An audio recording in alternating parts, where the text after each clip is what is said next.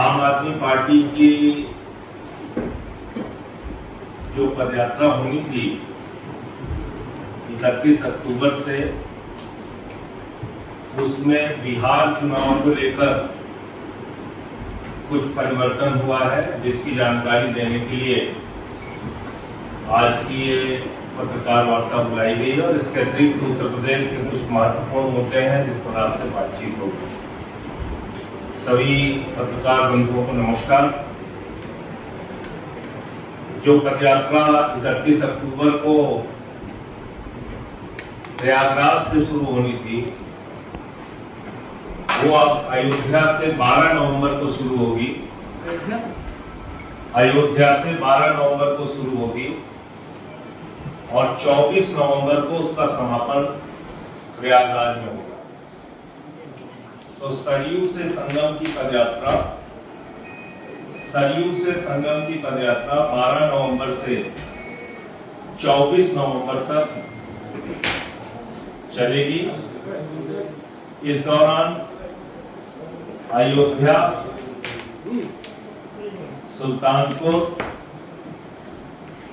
प्रतापगढ़, प्रयागराज, अयोध्या, सुल्तानपुर, प्रतापगढ़, प्रयागराज से होते हुए लगभग 200 किलोमीटर की यात्रा तय की जाएगी। हमारा मुद्दा है रोजगार दो, सामाजिक न्याय दो। जब हम रोजगार दो की बात कहते हैं तो मैं याद दिलाना चाहता हूं 13.5 लाख नौकरी हर साल देने का वादा उत्तर प्रदेश की सरकार, योगी आदित्यनाथ जी की सरकार की तरफ से किया गया था, जो आज तक पूरा नहीं किया गया। 2 करोड़ नौकरी हर साल देने का वादा प्रधानमंत्री नरेंद्र मोदी जी की ओर से किया गया था, जो आज तक नहीं पूरा किया गया। उल्टा अगर आप देखेंगे तो सरकारी नौकरियों को केंद्र की सरकार ने भी खत्म किया है और उत्तर प्रदेश की सरकार ने भी खत्म किया है। रोजगार दो के नाम पे हमारे प्रधानमंत्री ने एक रैली में 2018 में कहा था कि हम उत्तर प्रदेश के नौजवानों को गोबर से रोजगार देंगे। आज 6-7 साल हो गया, गोबर से रोजगार हम लोग को नहीं दे पाया। 22 के चुनाव के पहले की ये बात है। तो उत्तर प्रदेश के नौजवानों को गोबर के रोजगार के लायक प्रधानमंत्री समझते हैं और पेपर लीक के जाल में ऐसा उत्तर प्रदेश का नौजवान फंसा है। सिपाही की भर्ती हो, दरोगा की भर्ती हो, क्लर्क की भर्ती हो, बैंक के पीओ की भर्ती हो, टीचर की भर्ती हो, पीसीएस जे की भर्ती हो, हर पेपर उत्तर प्रदेश में लीक हो रहा है। तो एक लीकेज सरकार उत्तर प्रदेश में योगी आदित्यनाथ जी की चल रही है, जिसके कारण से रोजगार दो एक बड़ा मुद्दा है। और जब हम रोजगार दो की बात करते हैं तो हम कृषि क्षेत्र में बेरोजगार हुए किसानों की भी बात करते हैं।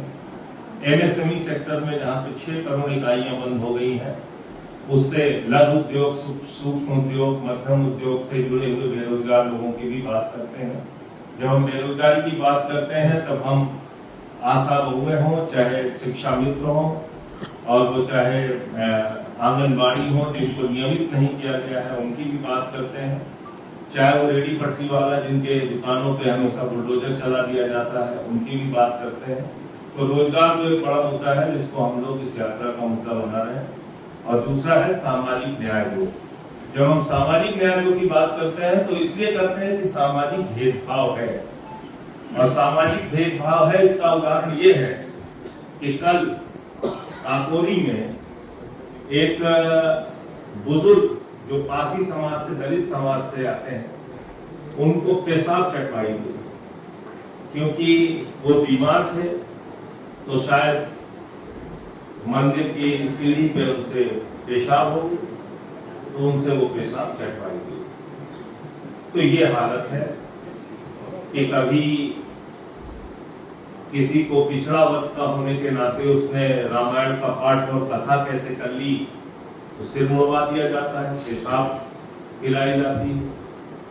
कभी एक पासी समाज से आने वाले बुजुर्ग को, क्योंकि उसने बीमार था, पेशाब कर दी तो पेशाब चटवाई जाती है। कभी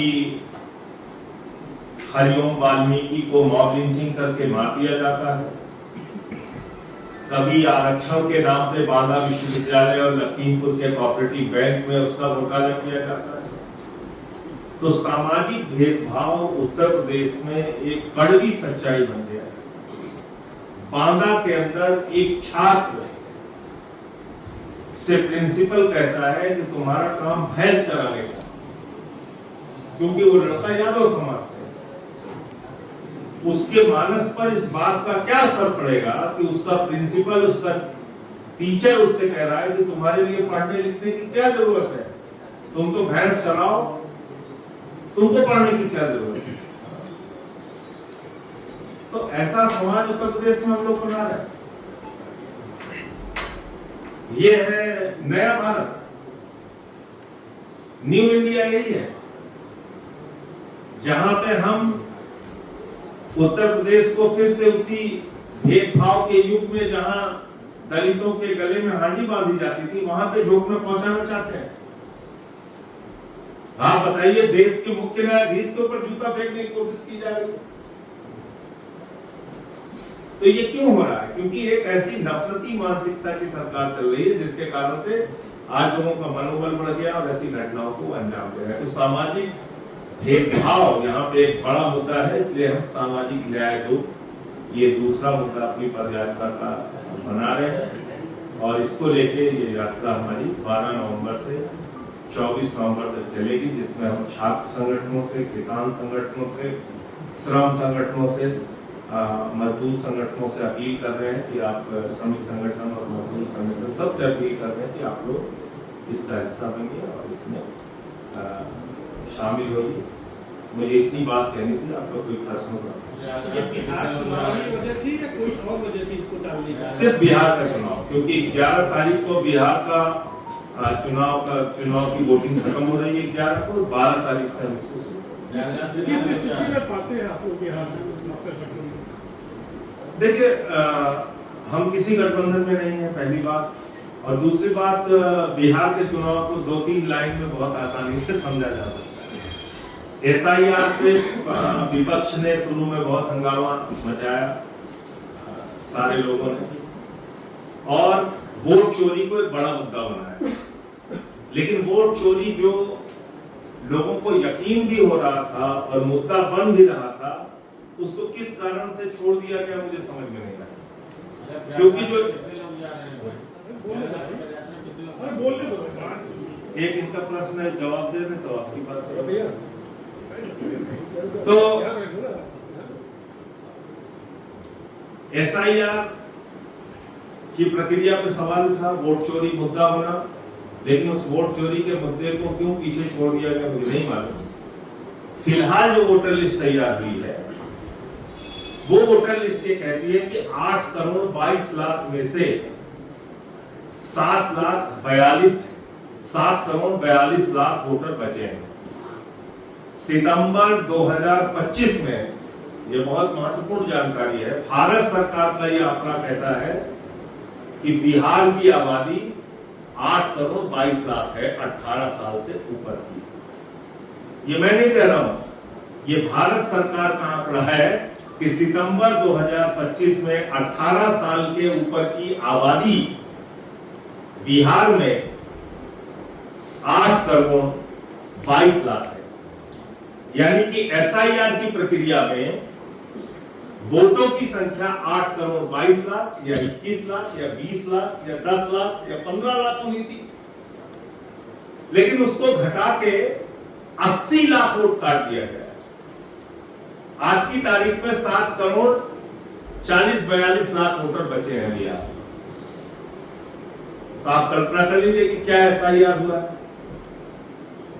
लोकसभा के चुनाव में 7 करोड़ 80 लाख वोट थे, सितंबर 2025 में 18 साल से ऊपर की आबादी 8 करोड़ 22 लाख थी। भारत सरकार के आंकड़ों के मुताबिक SIR की प्रक्रिया के तहत गहन पुनरीक्षण जब चलाया ECI ने, तो वो आबादी घट के 7 करोड़ 40 लाख बची। तो 80 लाख वोट तो काट चुके हैं।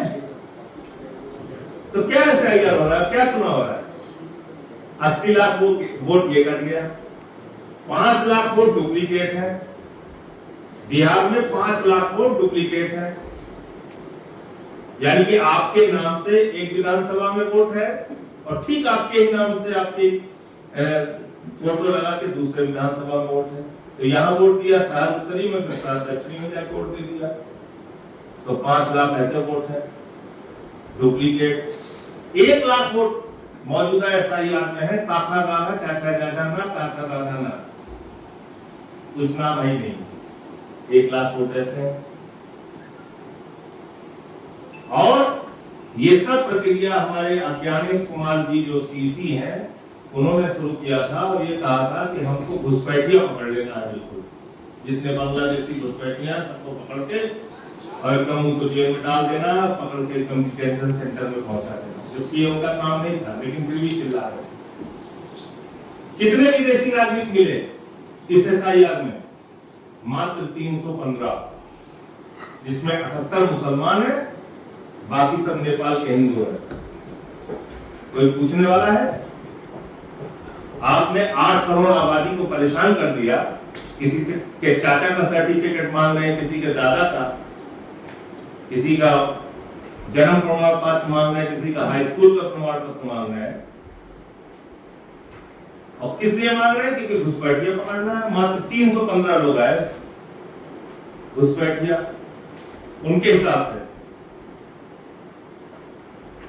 तो ये है SIR।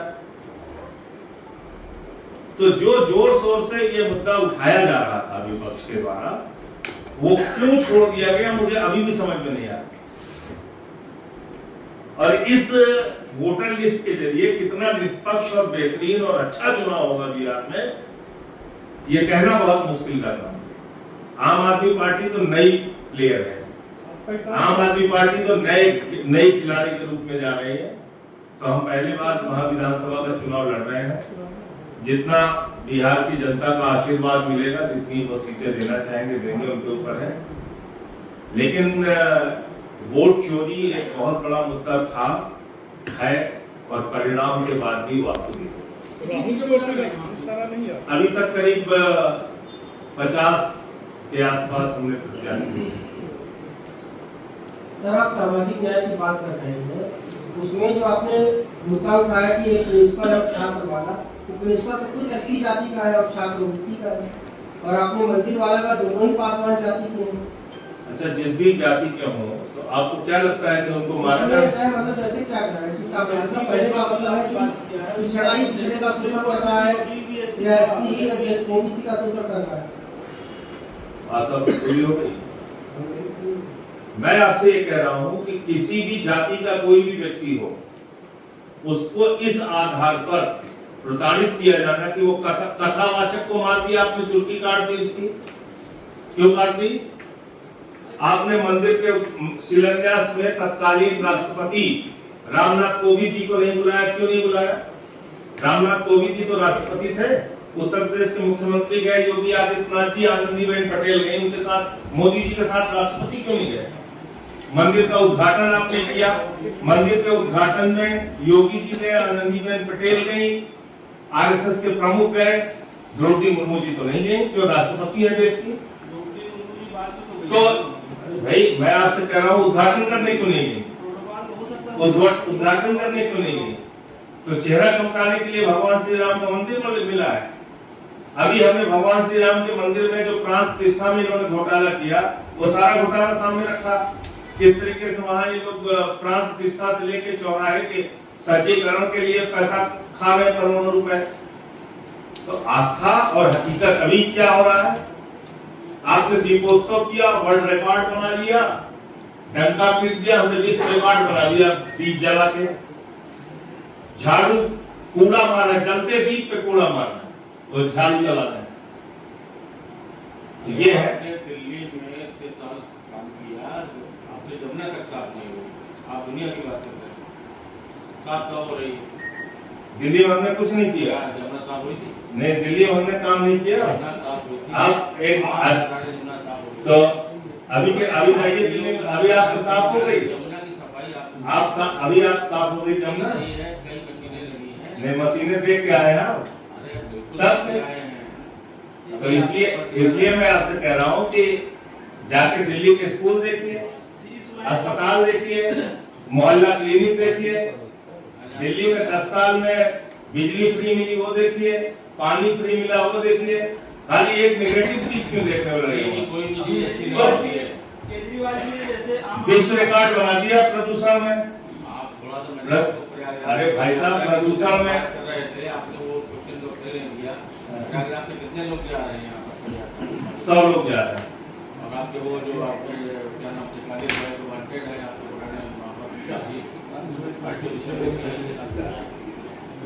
क्या चीज? काले साहब आपके वांटेड हो गए, काटे जा रहे हैं। पुलिस 25,000 की नामियां हो गई। कुछ लोग हैं, आप सब लोग जानते हैं। आप पार्टी इसका पदयात्रा से क्या लेना देना है? पदयात्रा में किसी कर रहा है। सांसद जी, कुछ कहना है आपको? ये उत्तर प्रदेश की जातीय राजनीति में अपने आप को आप कहाँ पाते हैं? क्या उसमें घुसपैठ करने का कोई जरिया देखिए, हम क्षत्रिय जाति से आते हैं। डॉक्टर लोहिया किस जाति से आते हैं? डॉक्टर लोहिया की जाति क्या थी? सेम जातियों के बीच का आप दिखा रहे हैं। बीपी सिंह की जाति क्या थी? बीपी सिंह की तो चल रही है। तो लेकिन आप मैं क्षत्रिय जाति से आता हूँ, सामाजिक न्याय का समर्थक हूँ। आपको कोई समस्या है? इसलिए मैं आपसे कह रहा हूँ कि नहीं, दिक्कत है। यही सफाई हुई है मेरे ऊपर भाई साहब। योगी जी की जाति से होकर जब मैंने एसटीएफ के बारे में टिप्पणी की तो 23 मुकदमे हुए थे मेरे ऊपर। इसलिए कहना आसान है। और आप मेरा फोन एक दिन लेके अपने पास रखिए। कोई कहता है तुमको मिट्टी के तेल डाल के जला देंगे, कोई कहता है अपने घर से निकलो गोली मार देंगे। तो ये कहना आसान है। और दिखाइए एक नेता जो उसी जाति का होकर उस जाति के खिलाफ भी बोलने का साहस रखता हो। एक नाम बताइए आप। अच्छा, अखिलेश जी कहते हैं योगी, बताइए आप। क्या आप मानते हैं घुसपैठिया है योगी जी? मुझे, मेरे लिए तो आसान है, हर आदमी के लिए आसान होता है। जिस जाति में पैदा हुआ उसकी राजनीति करना, उसमें क्या बुरा हो? कोई मेहनत का काम है नहीं, बस खाली हो करके फैलाते रहिए जातिवाद। सच आप जब बोलेंगे तो आपको उसकी तकलीफ, कठिनाई भी उठाने के लिए और जोखिम भी लेने के लिए तैयार रहना पड़ता है, जो मैंने लिया है। ये कैसे प्रमाणित होगा कि ये सारी बातें जो आप बोल रहे हैं सच्ची हैं? कौन सी?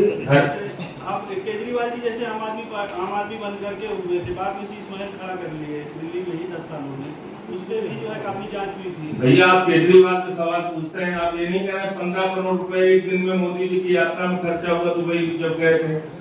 आरटीआई से निकली हुई जानकारी है। 15 लाख करोड़ रुपए चंद पूंजीपतियों का माफ किया। वो एक मुख्यमंत्री का आवास था, उसको उन्होंने छोड़ दिया, मुख्यमंत्री नहीं आया। योगी जी घुसपैठिया हैं, अखिलेश जी कहते हैं घुसपैठिया सहमत हैं। नहीं, किस संदर्भ में उन्होंने बात कही मैंने उन्होंने सुना कहा है। उत्तराखंड से आए हैं, यहाँ मुख्यमंत्री बने हुए हैं, यूपी से पहले उनको भगाया जाए। तो उत्तराखंड के, इसमें कौन सी बुरी बात है? लेकिन उत्तराखंड के रहने वाले हैं, इसमें कोई छिपी हुई सच्चाई तो है नहीं, तो सच्चाई है ना। बाद में उत्तराखंड बना तब वो उत्तर प्रदेश का हिस्सा था। जैसे आम आदमी पार्टी दिल्ली में, पंजाब में, गुजरात में, यूपी में तो सरकार वोट नहीं कर पा रही है। क्योंकि यहाँ जाति धर्म की राजनीति का प्रभाव ज्यादा है। हम लोग बात करते हैं एजुकेशन की, स्कूल की, अस्पताल की, तो यहाँ इसका असर होने में थोड़ा समय लगेगा।